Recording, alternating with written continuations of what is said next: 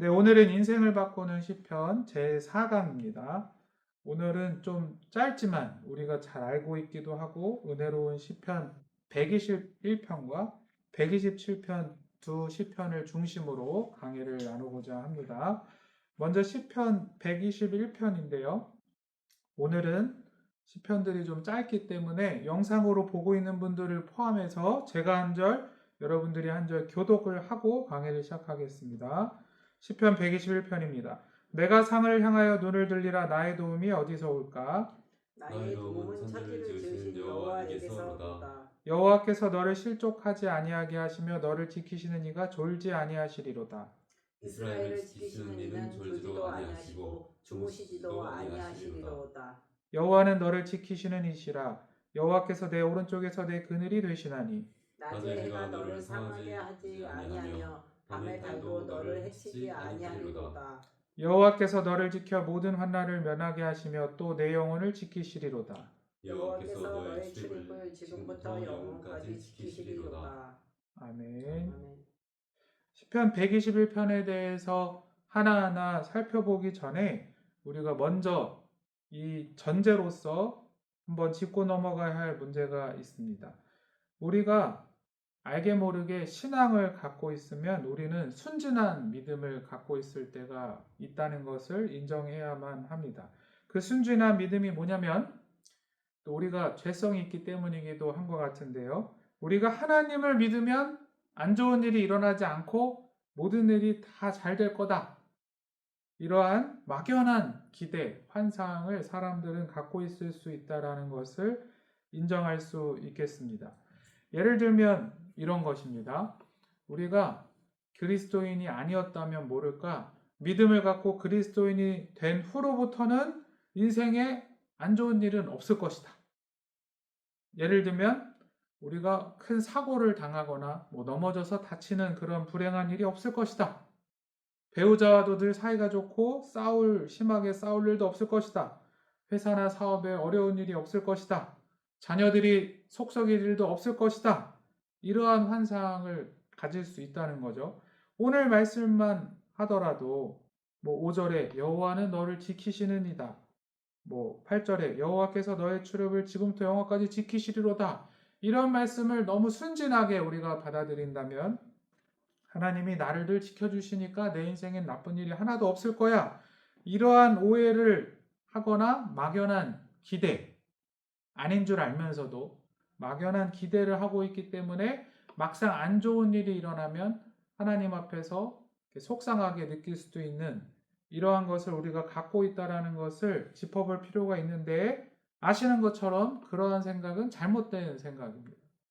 성경 전체로 봤을 때 믿는 사람이라고 해서 안 좋은 일이 없다라고 성경은 약속하지 않습니다.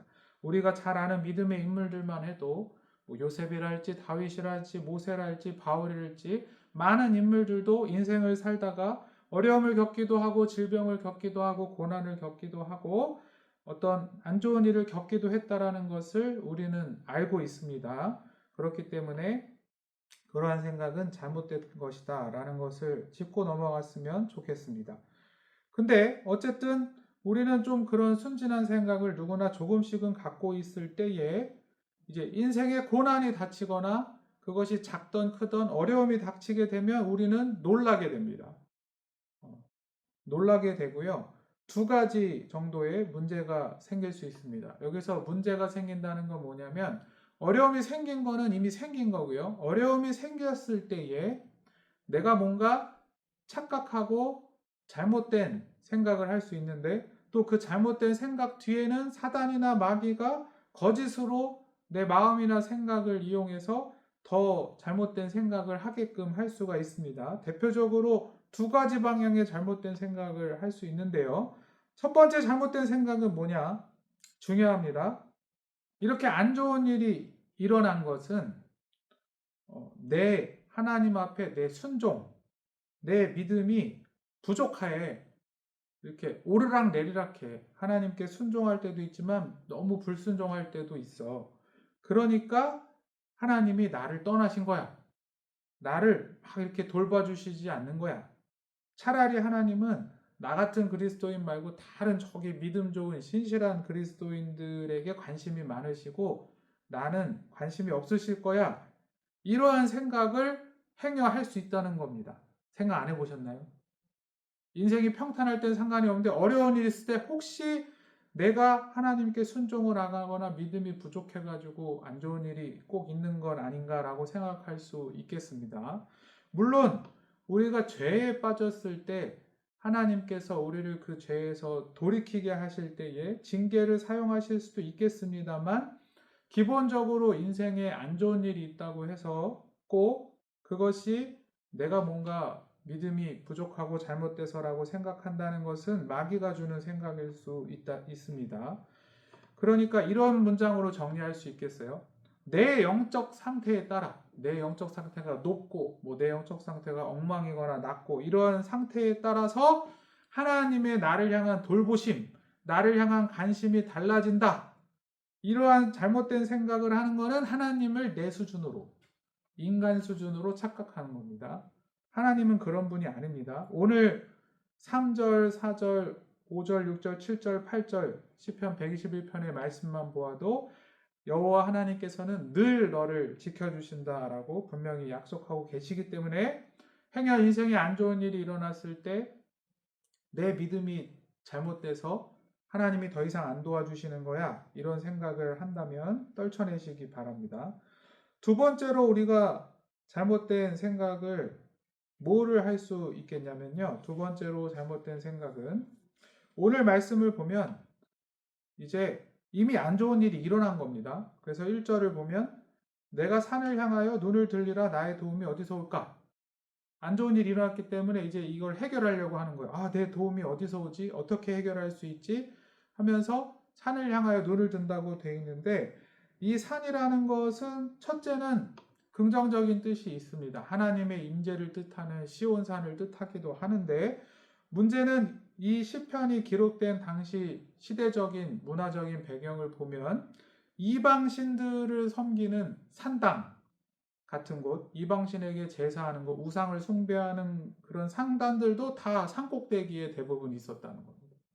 그러니까 내가 이 산 저 산을 향하여 막 눈을 돌리면서 어떡하지? 이걸 어떻게 해결하지? 라고 했을 때에 그 마음이 너무 마음이 급하고 어떻게든 어떤 도움을 통해서든 인생의 어려움을 이겨보자 극복하고자 하는 마음을 담은 것일 수도 있다는 것입니다. 무슨 말이 하고 싶은 거냐면 인생이 어려움이 있을 때 우리가 잘못된 마음이나 생각을 가질 수 있는 두 번째 것은 뭐냐면 마치 어떤 사람이 어려운 일이 있을 때 이산저산 다 둘러볼 수 있는 것처럼 우리도 어떤 문제가 생겼을 때에 하나님께 기도하고 하나님의 진리의 말씀에 따라 이 문제를 해결하라고자 하는 생각을 하기도 하지만 그것보다는 이게 당장 해결해야 되는 문제고 또 급한 문제고 또 별거 아닌 문제라고 생각해서 그런지는 모르겠지만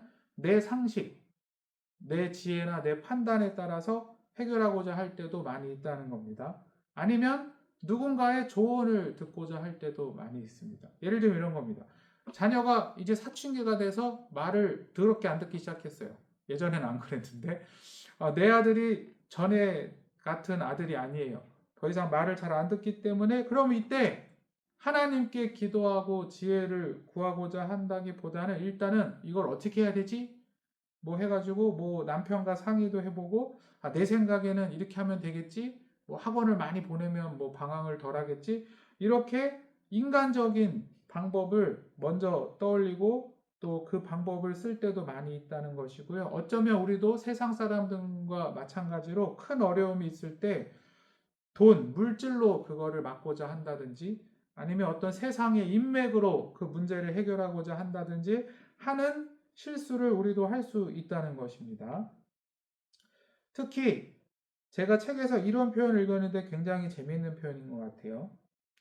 신앙인들이 할 수 있는 실수 중에 하나는 뭐냐면 일상생활에 어떤 어려움이 있을 때는 그게 뭔가 하나님께 가서 도움을 구하기에는 별거 아닌 일이라고 생각을 해가지고 하나님께 도와달라고 하지 않을 때도 많이 있다는 거예요. 그거를 책에서 뭐라고 비유했냐면은 내가 뭔가 넘어져서 상처가 났어요. 그래서 이걸 좀 소독하고 약을 바를 문제예요. 그러니까 그거는 내 상식으로, 내 판단으로 아니면 누군가에게 조언을 구해서 빨리빨리 해결할 일이지. 그러니까 넘어졌으니까 빨리 약 바르고 소독할 일이지. 큰 병원 가서 외과 의사를 만날 일은 아니다라고 생각하는 거예요.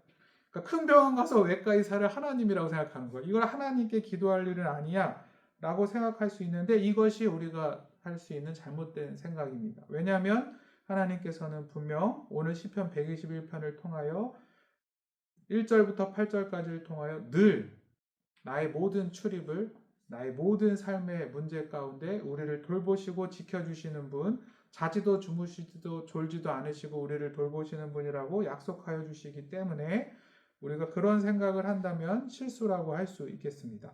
제가 시편 121편을 설명하기 전에 먼저 전제로 해야 되는 것은 믿는 사람이라고 해서 인생에 나쁜 일이 일어나지 않는다라는 건 잘못된 생각이라고 했어요.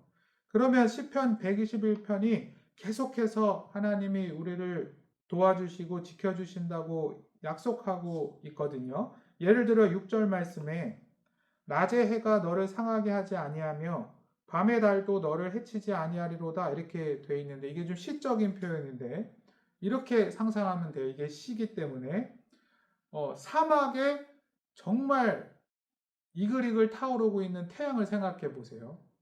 그러면은 그 사막 한가운데를 끝없이 걸어가고 있는 사람에게는 그 태양이 얼마나 위험한 거겠어요? 그게 낮의 해인 거예요. 그리고 이런 표현을 써서 죄송한데 제일 쉬운 표현으로 이게 생각났어요. 그 전설의 고향 보신 적 있죠? 전설의 고향 같은 그 드라마를 볼 때 막 밤이 있고 막 무섭게 뭔가 불길한 일이 일어날 것 같은 보름달 같은 거를 이렇게 비춰줄 때가 있잖아요. 이게 시적 표현이기 때문에 그런 밤의 달과 같은 인생의 고난, 어려움을 뜻하고요.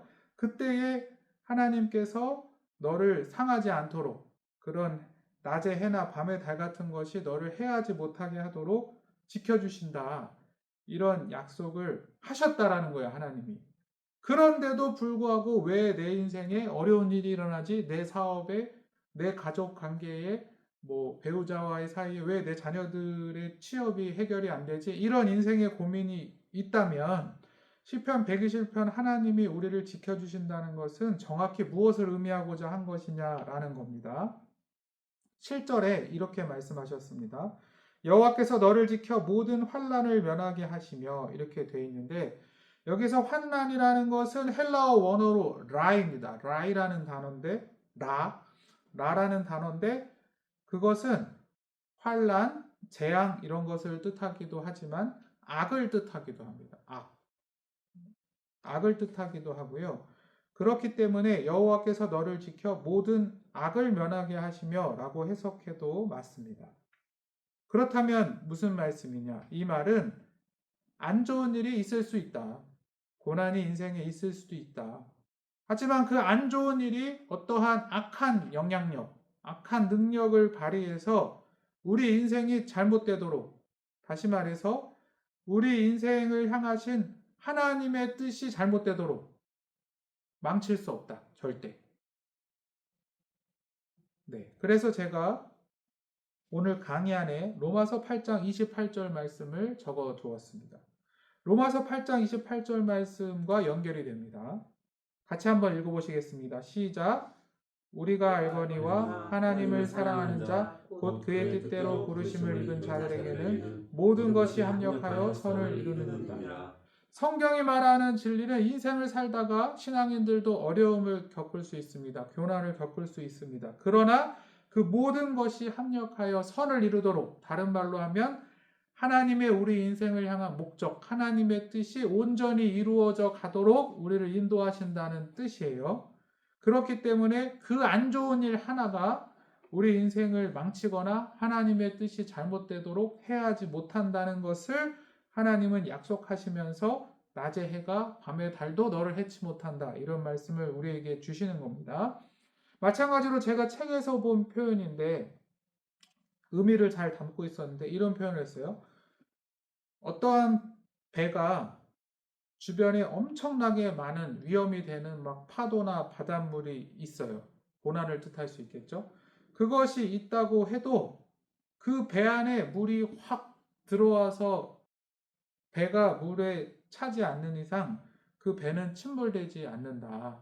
배 속으로 물이 차지 않는 이상 이런 말을 하면서 세상에 어떤 어려움이나 고난이 있다 할지라도 그것이 우리 내면에 영혼의 침범에 들어와서 우리를 잠식하지 않는 이상은 우리의 인생은 침몰하지 않는다. 이런 표현이 있었습니다. 그러니까 하나님께서 우리에게 약속해 주시는 것은 세상의 어떤 것도 어떤 어려움도 우리를 향한 하나님의 부르심, 내 인생을 향한 하나님의 뜻, 하나님의 사랑에서 절대로 그것이 우리를 분리할 수 없다라는 것을 약속하고 계신 겁니다. 잘 보여주는 것이 로마서 8장 38절에서 39절 말씀 같아요. 제가 읽겠습니다. 내가 확신하노니 사망이나 생명이나 천사들이나 권세자들이나 현재일이나 장래일이나 능력이나 높음이나 깊음이나 다른 어떤 피조물이라도 우리를 우리 주 그리스도 예수 안에 있는 하나님의 사랑에서 끊을 수 없으리라. 아멘. 이 믿음 굉장히 중요합니다. 내 인생에 어떠한 환경이나 어떠한 일들, 자녀들을 생각할 때 속상한 일, 자녀들의 신앙의 부족, 취업이 안 되거나 자녀들의 결혼에 대해서 염려가 되거나 할 때에도 그 일이 그렇다고 해서 예수님의 사랑, 하나님의 사랑, 하나님의 뜻에서 나를 끊을 수 있는 일은 아니라는 거예요. 하나님은 합력하여 선을 이루어 주신다는 약속을 우리가 꼭 붙들어야 한다는 것입니다. 아멘. 또 두 번째로 오늘 시편 121편이 우리에게 주시는 말씀은 따라 하시겠습니다. 인생의 모든 순간에 하나님은 우리를 보호하신다. 하나님은 우리를 보호하신다. 네. 굉장히 중요한 단어 중에 하나가 동그라미 치셔야 되는데 8절에 출입입니다. 출입. 여호와께서 너의 출입을 지금부터 영원히 지키시리로다. 이런 말씀이 있는데요. 출입은 아시는 것처럼 한자로 나가다 출자에 들어오다 입자입니다. 그래서 어떤 표현을 담고 있는 거냐면 우리가 하루하루를 살아간다는 말을 좀 다르게 표현해 보면 아침에 집을 나갔다가 그렇죠? 집을 나가서 하루 종일 각자 주어진 삶을 살다가 다 마치면은 어디로 다시 돌아와서 들어오나요? 집으로 들어오겠죠? 그걸 출입이라고 표현할 수 있겠죠? 그래서 그 말씀 그대로 하나님께서는 나의 하루하루의 출입, 집을 나서서 다시 집으로 돌아오는 그 모든 하루하루의 모든 일들 가운데 지금부터 영원까지 평생토록 지켜주시는 하나님이시다라는 약속이기도 하고요. 두 번째 뜻은 오늘 시편 121편은 이스라엘에서 절기 때 불렀던 노래이기도 합니다. 절기 때. 이스라엘의 예를 들어 6월절이라든지 초막절이라든지 이런 대표적인 절기 때 예배를 드리면서 불렀던 노래이기도 한데 그리고 오늘 시편 121편에서 굉장히 중요하게 꼭 알고 넘어가야 될 것은 여기서 하나님께서 너를 지키시리로다 이렇게 약속하시는 표현들은 하나님께서 너를 지켜주시기를 내가 간구한다, 빈다 라는 뜻이 아니에요. 하나님께서 지키겠다고 하신다. 라는 하나님의 강력한 약속을 그냥 선포해 주는 거예요. 비슷한 걸로 오늘 지금 이스라엘 절기 예배 때 이 노래가 불러진다고 했고 특별히 예배가 이제 그 절기가 끝나갈 때쯤에 이 노래를 많이 불렀어요. 그러면 우리가 주일마다 예배를 드리는데 주일 예배 중에서 비슷한 의미를 담고 있는 것이 예배의 맨 마지막 순서입니다. 우리 예배의 맨 마지막 순서가 두 글자로 뭘까요? 축도입니다. 축도할 때 우리가 어떻게 하죠? 예수 그리스도의 은혜와 하나님의 사랑과 성령의 교통하심이 너희와 항상 함께 있을지어다. 이게 사실 이 뜻이에요. 왜 축도를 맨 마지막에 합니다. 여러분, 우리가 은혜 충만하고 말씀 충만하고 진리가 충만하고 생명이 충만한 감격적인 예배를 하나님 앞에 드렸습니다. 또 하나님 말씀을 들었고 은혜를 받았어요. 이제 여러분은 예배당 문을 열고 나갑니다. 나가면 월요일부터 토요일까지 세상에 던져져서 살아갑니다. 인생을. 그리고 여러분은 다시 주일이 되면 어디로 돌아와요? 들어오다 다시 예배당으로 들어오는 그때까지 예수 그리스도의 은혜와 하나님의 사랑과 성령님의 함께하신 교통하심 충만케 하심이 당신과 함께할 것입니다. 라고 선포해 주는 거예요. 하나님의 약속을. 이게 축도예요. 아셨나요? 이게 비슷한 기능을 하고 있습니다. 여호와께서 너의 출입을 지금부터 영원까지 지키시리로다. 이것은 아까 처음 말씀드렸듯이 우리가 매일매일 집에서 나가서 들어오는 하루하루 천국 가는 그날까지 매일매일 하나님이 지켜주신다는 뜻 하나. 두 번째, 이게 절기 예배 때 불렀잖아요. 그러면 이스라엘이 이제 세 번의 절기를 보통 사람들이 예루살렘 성전에 다 모여서 지키도록 하나님의 명령을 하셨는데, 그러면 이번 절기 끝나고 너희들이 성전을 떠나서 가서 세상에서 살다가 다시 성전에 돌아와서 예배 들어올 때까지 하나님께서 너희를 지켜주실 것이다. 복 주실 것이다. 라고 하나님의 약속을 선포해 주시는 말씀입니다. 그런 말씀이라고 이해하시면 되고요. 이것은 그런 기도로 빌어주는 것이 아니라 아예 하나님께서 그렇게 하실 것이라는 약속을 선언해 주는 것이기 때문에 우리가 아멘하고, 그래 하나님께서는 나를 늘 지켜주셔. 또 주일에도 하나님께서 월요일부터 토요일까지 내가 이 말씀 붙들고 살아갈 때에 내 인생을 지켜주실 거야. 모든 것들이 합력하여 선을 이루게 해주실 거야. 지금 당장은 기도 응답이 안 되는 것 같아도 하나님께서 꼭 내 기도를 들어주실 거야 라는 믿음으로 살아가라고 권면하는 시편이라고 생각하시면 되겠습니다. 두 번째 시편은 시편 127편입니다. 127편은 약간 잠언과도 비슷한 스타일 같은데 지혜시라고 그래서 할 수 있습니다. 약간 내용을 보면 시편이긴 하지만 잠언과 비슷한 내용들을 담고 있습니다. 즉 인생의 지혜와 교훈을 담고 있다는 뜻이고요. 여기서는 하나님의 인생을 향한 축복 두 가지를 말씀하고 있는데, 그 첫 번째 축복은 너가 수고한 것에 대해서 결실이 있다. 그것이 하나님의 축복이다라는 것을 얘기하고 있고, 두 번째 축복은 너희에게 자녀의 축복이 있다라는 것을 하나님이 말씀하시고 있는 시편입니다.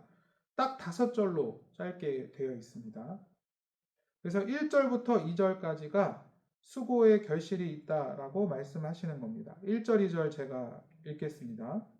여호와께서 집을 세우지 아니하시면 세우는 자의 수고가 헛되며 여호와께서 성을 지키지 아니하시면 파수꾼의 깨어 있음이 헛되도다.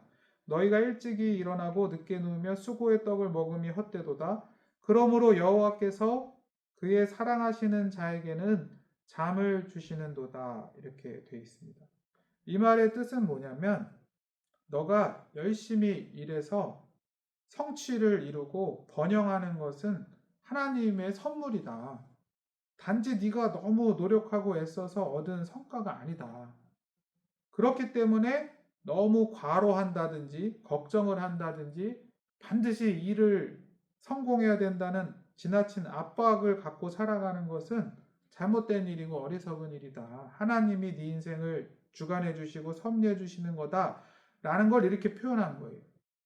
그러니까 우리가 매일매일 뭐 직장 생활을 한다든지 학생들은 공부를 한다든지 또 가정주부는 집에서 열심히 또 가정의 일들을 하잖아요. 일을 하는데 그걸 가지고 뭐 건축으로 표현하면 여기서 집을 막 세우는 열심히 일을 하는데 그거를 하나님이 도와주시고 하나님이 그 집을 세워주시지 않았다면 그 수고는 사실 헛된 거다. 이렇게 얘기를 하면서 네 인생의 수고의 결실이 하나님의 도우심이 있다는 것을 인정하고 평안하라.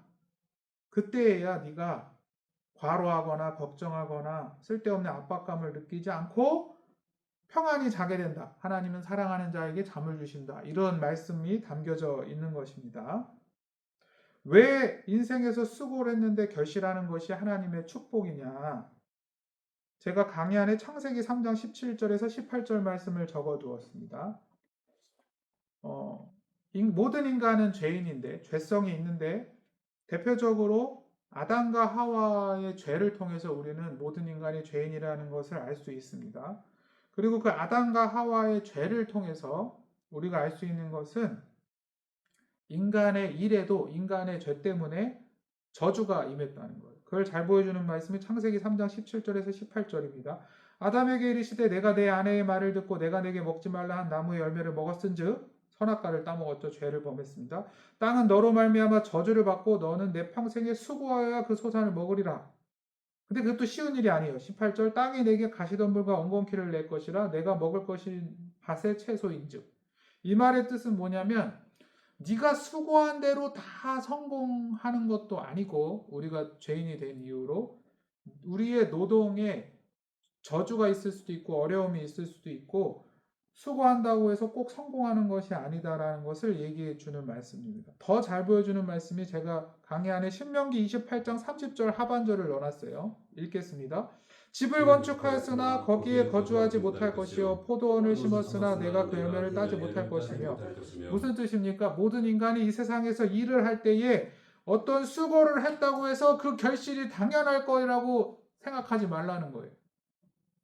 집을 졌으나 네가 거기에 거주한다는 보장이 없고 포도원을 심었으나 네가 그 열매를 딸 거란 보장은 없다. 우리는 인생을 살면서 경험을 많이 합니다. 어떤 사람이 사기를 당하기도 하고 어떤 학생이 열심히 공부를 했지만 시험날에 컨디션이 안 좋아 성과를 못 얻기도 하고 어떠한 노력을 했다고 해서 그 성취가 당연하지 않다는 것을 우리는 인생의 지혜로 알고 있는데 그렇기 때문에 너무 걱정하거나 염려하거나 혹은 교만해져서 다 내 노력 덕분이라고 착각하지 말고 내 인생의 성공을, 결실을, 심지어 내가 수고한 것에서도 그 결실을 얻을 수 있도록 주관해 주시고 섭리해 주시는 것이 하나님의 은혜였다는 것을 인정하라는 것이 그것이 하나님의 축복이었다는 것을 알라는 것이 오늘 말씀의 교훈입니다. 아마 다 동의하실 수 있을 거예요. 두 번째 축복은 말씀드렸듯이 자녀의 축복이라고 했습니다. 3절부터 5절까지에 있어요. 제가 읽겠습니다. 보라 자식들은 여호와의 기업이요 태의 열매는 그의 상급이로다. 젊은 자의 자식은 장사의 수중의 화살 같으니 이것이 그의 화살통에 가득한 자는 복되도다. 그들이 성문에서 그들의 원수와 담판할 때에 수치를 당하지 아니하리로다. 이 자녀의 축복을 자세히 설명하고 있는데 이 내용은 이 시편이 쓰여질 당시 고대 근동 사회거든요. 고대 근동 사회의 시대와 문화를 알면 좀 더 이해하기 쉽습니다. 우리나라도 사실 한 1900년, 100년 전만 하더라도 근대화되기 이전이었고 농경 사회에 가까웠죠. 그때가 어떤 사회였습니까? 이러니 이 몇천 년 전에 이 고대 근동 사회는 더했겠죠. 그때에는 인력이 굉장히 중요했습니다. 그래서 가족이 많아야 했습니다. 자녀들을 많이 낳았죠. 왜 그랬냐면 그 당시에는 질병도 많았는데 의학이 덜 발달했고 전쟁도 많았고요. 이웃 나라의 침략이라든가 기근도 굉장히 많아서 어린 나이에 많은 사람들이 죽기도 했습니다. 그래서 자녀를 많이 낳기도 했어요. 그리고 오늘 말씀에 예를 들어 5절 하반절에 자녀가 있는 사람은 복되다 하더니 좀 이해할 수 없는 말을 하고 있어요. 그들이 성문에서 그들의 원수와 담판할 때에 수치를 당하지 아니하려. 이게 무슨 말이냐면 너가 늙었다. 늙고 뭐 병들고 힘이 없는 상태에서 이 당시에는 막 지금처럼 완전히 재판이 재판장에 가서만 이루어지는 게 아니고 이렇게 재판이 있긴 하지만 그 마을에서 이렇게 재판이 이루어지기도 합니다. 그때에 너가 뭔가 원수에게 부당한 고소를 당한다든지 부당한 일을 당했다고 했을 때 자녀가 쫓아와가지고 아비인 너를 공정한 재판을 받고 수치를 당하지 않도록 도와주는 역할을 했다는 거예요. 쉽게 얘기하면 이 당시에는 자녀들이 있어야 늙었을 때에 보호를 받는 것이 당연한 문화요 시대였다는 겁니다. 실제 그랬죠. 왜냐하면 말씀드렸듯이 전쟁도 많았고 뭐 농사를 짓는다고 한다면 노동력이 제일 중요하고 하기 때문에 어떤 힘이 있고 젊은 자녀들이 농사를 해주고 또 부모를 보호해주고 이런 것들이 다 축복이었다라는 것이 그 당시의 문화였습니다. 우리나라도 말씀드렸듯이 100년 전 농경사회만 하더라도 자녀들을 많이 낳는 것이 왜 복이었냐면 이러한 기능의 면도 많이 있었습니다. 그런 얘기들을 하고 있는 거예요. 근데 그러면 왜 자녀가 축복이냐? 뭐 우리가 그냥 들으면 자녀가 축복이 맞지 이렇게 생각할 수 있겠지만 좀 더 영적으로 깊이 보면 이런 것입니다. 우리는 그 출산에 대한 영적인 깊은 관점, 새로운 관점을 가져야 되는데요. 제가 대학 다닐 때 교양 수업을 들은 적이 있는데 그 교수님이 아동가족학과 교수님이었고요. 그 수업 중에 출산에 대한 거를 몇 주에 걸쳐서 깊이 있게 배우는 시간이 있었습니다. 근데 이제 그 당시에 그 부부가 결혼을 해서 임신을 해서 이렇게 출산을 하는 내용에 대한 뭐 다큐멘터리라든지 그 내용들에 대해서 자세히 배울 때에 제가 굉장히 그 대학교 때 배운데도 놀랐던 건 뭐냐면 사람들이 아기가 이렇게 태어나면 그 사람이 믿는 사람이든 그리스도인이든 그리스도인이지 아니든 그 생명의 신비에서 부모들의 표정이 다 경외감이 있다는 거예요. 이 자녀가 축복이라는 걸 당연히 안다는 거예요. 쉽게 생각하면 이겁니다. 자, 자녀가 태어난 것이 우리의 공로 때문입니까? 아니면 하나님의 창조 원리 때문입니까? 자녀가 태어난 게 기적인가요? 아니면은 마치 물건을 만들듯이 우리가 노력했기 때문에 당연히 되는 건가요? 그것은 기적입니다. 사실 믿지 않는 사람들도 자녀가 태어난 순간엔 다 알고 있습니다. 그저 사랑하는 두 사람이 만나 결혼을 해서 가정을 이루고 그 사랑의 행위 가운데 하나님의 창조 원리에 따라 자녀를 임신하게 하고 태어나게 했지만 굉장히 그건 신비로운 일인 거예요. 본인들이 한 수고가 많다기보다는 창조주 하나님이 놀라운 섭리와 창조 원리를 만들어 놓고 계신 중에 자녀가 태어난 거예요. 그죠? 사람이 한 일은 그렇게 크지 않아. 물론 출산의 고통 이런 것들이 크긴 하지만 사실 인간이 한 것보다는 하나님께서 베푸신 은혜가 큰 일이었어요. 그러니까 문제는 자녀가 태어날 때는 그랬어요. 와, 경이롭다. 안 믿는 사람들조차도 와, 이것은 신의 선물이다.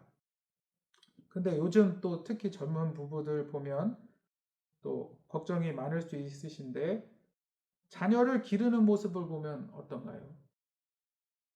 자녀를 기르는 것도 일이거든요. 요즘 부모님들이 뭐 혹은 이미 자녀들 기른 부모님들 강의 듣는 부모님들 자녀를 기르는 동안 어떻게 했어요? 얼마나 많은 노력과 공을 들이고 아침에 도시락 싸주고 학원 보내고 열심히 일해내서 옷 입히고 내가 막 고생했던 거 자녀들을 안 겪게 하려고 어떻게든 세상에서 열심히 일해서 자녀들에게 이렇게 더 누리게 이런 모든 공로를 하긴 했는데 문제는 이러한 노력들이 어쩌면 우리가 이 자녀가 하나님이 주신 선물이요 기적이었다는 것을 내가 하는 게 아니라 하나님의 은혜였다는 걸 까먹게 한다는 거예요.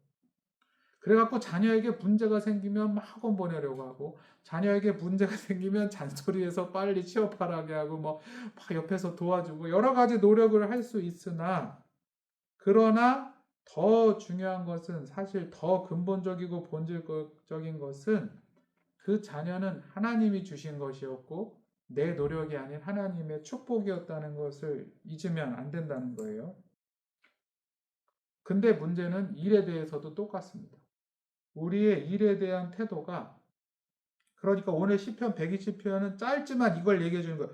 너가 일할 때에 그 안에 하나님의 섭리가 있어. 하나님의 기적과 은혜가 있는 거야.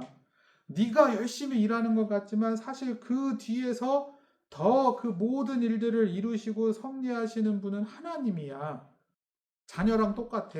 이런 얘기를 하고 그러니까 여호와께서 집을 세우지 아니하시면 하나님이 네 일을 이루고 계신 거야. 그걸 네가 인정하고 그걸 깨달아야 돼. 그렇지 않으면 네 일이 은혜요 기적이라는 것을 까먹고 그저 너는 막 걱정하면서 네가 열심히 일하고 과로하고 밤새 일하고 해야만 인생이 문제가 안 생기고 잘 될 거라고 생각하고 너무 열심히 일하다 보니까 밤에 잠도 못 자고 과로하고 이렇게 된다라는 것을 당부하는 말씀이라고 할 수 있겠습니다. 그러니까 일에 대해서 또 자녀에 대해서도 다 하나님의 은혜요. 하나님이 이루어 가신다는 것을 늘 지혜롭게 인정하면서 그 안에서 하나님의 말씀에 또 순종도 하면서 또 하나님께 기도도 하면서 또 내가 할 수 있는 최선을 다해서 수고하면서 그리고 그것에 아름다운 결실들이 있을 때, 뭐 직장이나 회사나 사업에서